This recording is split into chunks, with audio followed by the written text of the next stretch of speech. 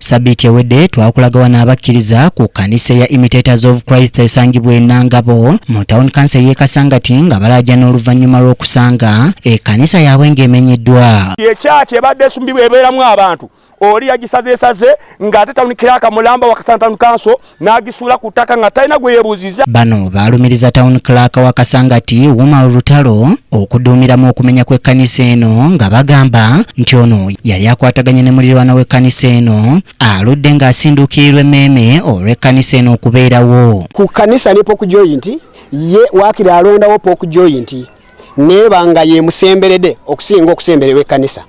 Ensonga ye gy'alina mbu tujja kubuulira enjira abaana be balokoke. Ensonga eno oluvannyuma lw'okutuuka mu yafeesi y'amyuka omubaka wa pulezidenti atuula e Kasangati Kigongo Juma yateekawo olwaleero okusalawo eggoye. Mu nsisinkano yayitiddwa ku yafeesi y'omumyuka w'omubaka wa pulezidenti ab'ekkanisa eyamenyebwa baabadde bawerekeddwako abasumba bannaabwe abalala okuva mu kitundu kino era nga bano beeronzeemu bannaabwe ababakiikiridde mu kafubo akatakkiriziddwamu bannamawulire. Oluvannyuma ebituukiddwako bibuuliddwa bannamawulire era ng'amyuka RDC atuula e Kasangati Kigongo Juma ategeezezza nti bakkiriza ekkanisa okuddamu okuzimbibwa. Tuti alina ssente zizimba nezikola plan nekisinziira gwe town council ogenzeyo nebawa ebitendera gye mwetaaga okuyitamu so kyekibaddewo era kyaki egenda kuddawo naye nga bawandiise nga basaba mu butongole.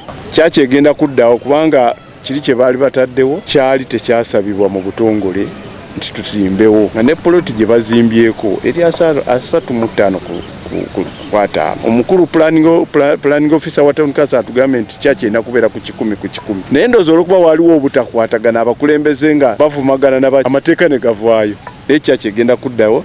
Nsaba abagoberezi ba Mukama muddemu amaanyi musonde ssente ezizaawo kyaki eyo ate n'abakulembeze bawandiike ebbaluwa nga bwe. Richard Magongo ku lw'abakulembeze b'abalokole ategeezezza nti bagenda kuwandiika butereevu ebbaluwa esaba okuddizibwawo kw'ekkanisa eno eyamenyebwa. Genda tuwa permission ekkanisa yo eddewo ate ffe ekituluma ffe tumanyi kanisa ne bwe mubeeramu bantu babiri ne bwe mubeeramu abantu 1,000 ne weba wansi w'omuti bw'eba nga basinza Yesu Kristo eyo kanisa era tujja kulwanira ekkanisa era tujja kufiirira ekkanisa. Era mu meeting eyo gye tubaddemu tukiriziganya ne town clerk ne RDC mbu tugenda kuwandiika ebbaluwa etuwa okuzimba temporary structure olwaleero era mu wiiki eno nga tetuna kutuuka Sande nga bazzeemu nga batukkiriza ekyo nyagala kikkanyaako bakkiriza bagenda tuwa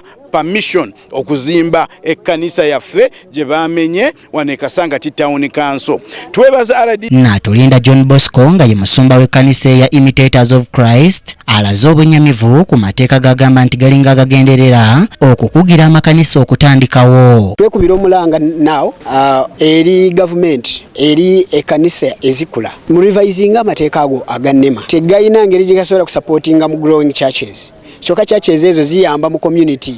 Abantu bakyukira ddala abantu balokokera ddala ate abo ne bava mu mize gye babaddemu ne bafuuka abantu abatuufu era abalungi. Abakkiriza bakuŋŋaanira mu kkanisa eno balaze embeera gye bayitamu okuva ekkanisa yaabwe lwe yamenyebwa era bano okulaba nga bazzaawo ennyumba ya Mukama. Ffe ng'endiga tuyita mu kusoomoozebwa kuba tetukyalina wakusabira okuva kyaki yaffe we yamenyebwa tetukyasaba tuyita mu kaseera akazibu okuba tetukyasaba tusaba bwenkanya. RDC avuddeyo n'atugamba nti ffe endiga tuddemu tusonde ssente tuzimbe ekkanisa yaffe era twasonda ssente zaffe tulina obulumi bungi ku mitima gyaffe kuba twasonda ssente zaffe okuzimba ekkanisa yaffe nejja neemenyebwa n'ekisinga okutuluma bwe yamenyebwa yasalibwa sawa zino ne batugamba tuddemu tuzimbe tulina okuddamu okugula ebizimbisibwa bupya. Ensonga yaffe agiyingiremu amateeka gakyuke. Ekirala nsabye abalokole mulonda abalokole abanaatutegeerera mu parliamenti abanaatukyusiza amateeka ekitali ekyo ekkanisa ya Kristo eyina akaseera akazibu kegenda Sebugen Joseph yakusakidde eggulu lino ku KTV Amalindi.